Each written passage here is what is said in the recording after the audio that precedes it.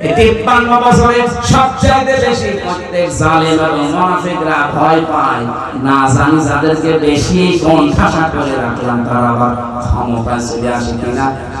আল্লাহ পাক মনে হচ্ছে আমাদের উপরে এখন মনন করেছে। আগস্টের 5 তারিখের আগে আপনি জরিপ দেখেছেন, মাত্র 100 জনের 15 জন মানুষ চাইছে দেশে ইসলাম কায়েম হোক। 3 মাস 4 দিনের ব্যবধানে গতকালকে জরিপ দেখেছেন 100 জনের 58 জন মানুষ এখন চাচ্ছে দেশে ইসলাম কায়েম হোক। আয়াতগুলো আমার মনে হচ্ছে বিশ্বাস যে আল্লাহ দেখাবে। কথা বলেন না, আরে ভাই মানুষের তো আল্লাহর কুদরতি হাতে উনি ঘুরিয়ে দেবে, পারবে আপনি? এইজন্য এই মনোনীত দ্বীন আল্লাহর কাছে ইসলাম, এটার ভেতরে আমরা যারা আছি, আপনি মনে করবেন যদি ইসলাম মানতে পারেন তাহলে ইসলামের ভেতরে আপনি প্রবেশ করেছেন, আল্লাহর এই কথা অনুযায়ী আনুগত্য আত্মসমর্পণ, এটা 1 নম্বরে আপনার ভেতরে পাওয়া যাবে। 2 নম্বরে ইখলাস পাওয়া যাবে। কি পাওয়া যাবে? প্রত্যেকটা কাজে আল্লাহর জন্য, মান দেখানোর জন্য না। 3 নম্বরে বিশুদ্ধ আকীদা তৈরি হবে আপনার। যদিও বাংলাদেশ সহ বিশ্বে, বিশেষ করে বাংলাদেশ, ভারত, পাকিস্তান, এই 3টা দেশে জামাতে ইসলামী নেই। বলেন, এই 3টা দেশে আসি দেখেছি এই মুসলিম দলটার উপরে কিছু আলেম নামধারী, আমি আলেম তাদের বলি না, কারণ তারা এদের বইগুলো পুরাটা পড়ে না, আন্দাজে ফতোয়া দেয়। এই মুসলিম দলটার উপরে আকীদার প্রশ্ন তুলে একটা বিভ্রান্তি ছড়ায় মানুষের মাঝে যে এদের আকীদা ঠিক নেই। একটা মুসলিম দলের উপরে, মুসলিম মানুষগুলোর উপরে মিথ্যা তহমত আপনি দিতে পারলেন, এই লোকটা যা করেছে আপনার 14 বংশ মিলে করতে পারবে না। তার এতটুকু হায়াতে যত বই লিখেছে, আপনি 10 ডবল হায়াত পেলে 5টা বই লিখতে পারবেন না।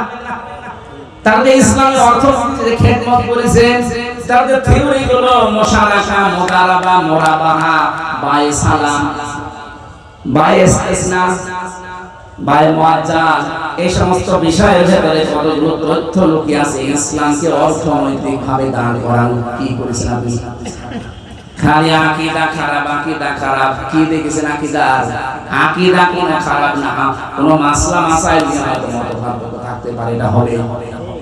কেউ যদি গবেষণা করে মুজতাহিদ কোন মাসলা মাসাইল উদ্ঘাটন করতে যে ভুল করে তার একটা সওয়াব পাবে, আর যদি ঠিক করে 2টা সওয়াব পাবে। যে সারা জীবন মাওলানা মওদুদী রাহমাতুল্লাহ আলাইহি উনি গবেষণা করে করে তথ্যগুলো দিয়েছে, যদি ভুলও হয় তাহলে একটা রসুল্লাহ আছে, আর যদি সঠিক হয় 2টা। আপনি কি করলেন? আপনি তো গবেষণা করেন না। আপনার পেটে বোম মারলে মুজতাহিদ লিখতে কি লাগে আপনি তাও বলতে পারবেন না। আপনি গবেষণা করেছেন কি করে মানুষকে বোঝানো যায়। আকীদার প্রশ্ন যারা তুলছেন, কি আকীদা আপনি তৈরি করেছেন বলেন তো? ফাঁসির দড়ি যদি গলার কাছে চলতো তখন আকীদা হইতো। যে মানুষগুলোর উপরে প্রশ্ন করলেন তাদের আকীদা আপনি টের পাননি। ফাঁসির দড়ি একদিকে, আর একদিকে শুধু যদি বলতো যে না আমি ছেড়ে দিলাম, সঙ্গে সঙ্গে তাদেরকে মন্ত্রী বানিয়ে দিত। এর অপরাধ কি ছিল? কোরআনের পাখিরে জালেমরা বলেছিল আপনি ছাড় পেয়ে যাবেন, শুধু জামাত ইসলামটা বাদ দিয়ে বলবেন যে আমি নিজে আলাদা একটা দল করলাম। আপনি বলেছেন না আমি এটা মানি না, আমি কোরআন হাদিস পড়ে এইটাই পেয়েছি, আমাদের জামাত বদ্ধ হয়ে থাকা লাগবে। জামাত বর্তমানে জামাত ইসলামী করা লাগবে না, আপনি জামাত বদ্ধ হয়ে থাকবেন মুসলমানদের একটা দলে, যেই দলে আকীদাতে এইটা আছে যে সার্বভৌম ক্ষমতার মালিক আল্লাহ, কিন্তু যেই দলের ভেতরে এইটা নেই যে ক্ষমতার মালিক জনগণ, সেই দল মুসলমান করতে পারে না। বাংলাদেশে মানুষ অনেকে করছে না, মুসলমান দাবি করে। আমি আপনার বিবেকের কাছে প্রশ্ন রাখলাম, আপনি কি করবেন এবার ভাবেন। যারা মনে করেন ক্ষমতার উৎস জনগণ তারা মুশরিক।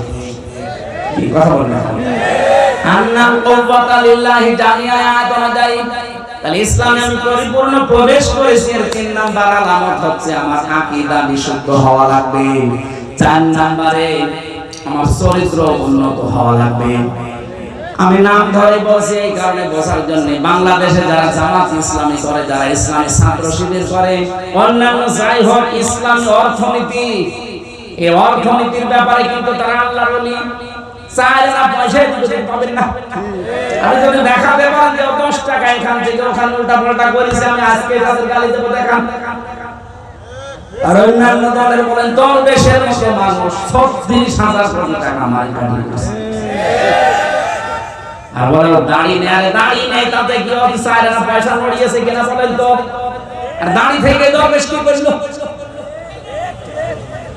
7টা ব্যাংক থেকে 36,000 কোটি টাকা চলে গেছে।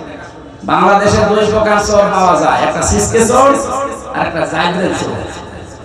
এই ডিম যারা চুরি করে, মুরগি চুরি করে, ঘালো পটল, এগুলো সিসকে চোর। আর এই যে ব্যাংক ডাকাতি করে যারা, শেয়ার বাজার লুট করে যারা বেগম পাড়া বানায়, সাহেব পাড়া বানায়, মানুষগুলো সিসকে চোর না জায়গের চোর? হাত কাটার কথা কি সিসকে চোর না জায়গের চোর? যারা অভাবে চুরি করে অভাব দূর করে স্বভাব ভালো করে দাও, আর যারা স্বভাবে চুরি করে সাক্ষ্য প্রমাণ ধরা পড়লে হাত কেটে দাও।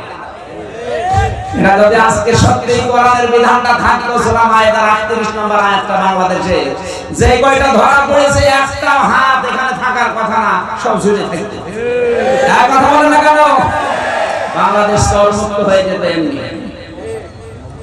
এখানে উন্নত চরিত্রের বেলায় এই জায়গা ছাড়া কোনো আপোষ নেই, কারণ উন্নত চরিত্র বানাতে ট্রেনিং দেওয়া হয়। আপনি আসেন 6 মাস একটু থাকেন, আপনার চরিত্র উন্নত হয়ে যাবে। চুরি কি জীবনে আপনার ভেতরে আসবেই না। 5 নাম্বার লেনদেনে স্বচ্ছ থাকা। আপনার লেনদেন স্বচ্ছ আছে? কোন দোকানে বাকি করলে জীবনে আর দোকানের সামনে দিয়ে যায় না, অন্যদিকে ঘুরে যায়। লেনদেন করছি।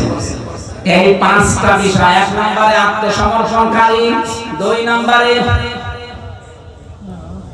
আপনাদের মনে নেই কিছু? কি বলবো?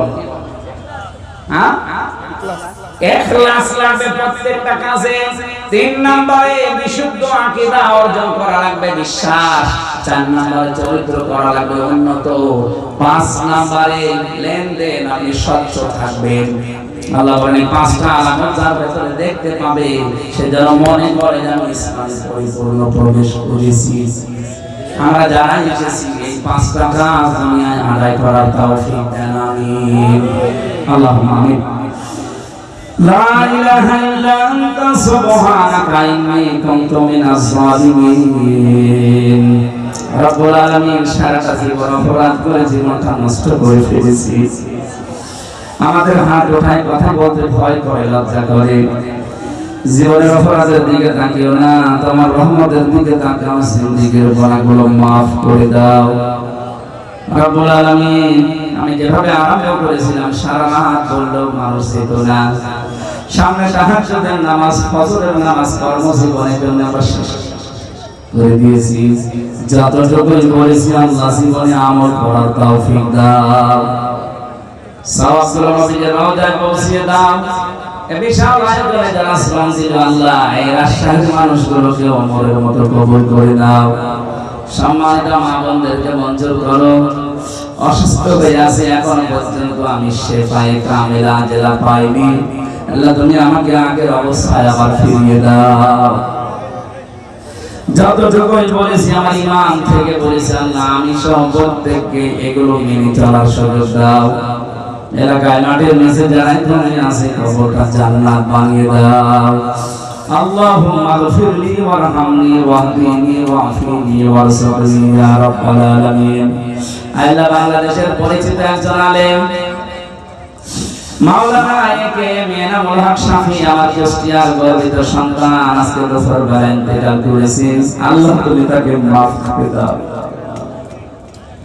তার সারা জীবনের দিন প্রচারের জাহির আল্লাহর কাজগুলো কবুল করো। মানুষ হিসাবে যদি অন্যায় কিছু করে আল্লাহ তুমি মাফ করে দাও।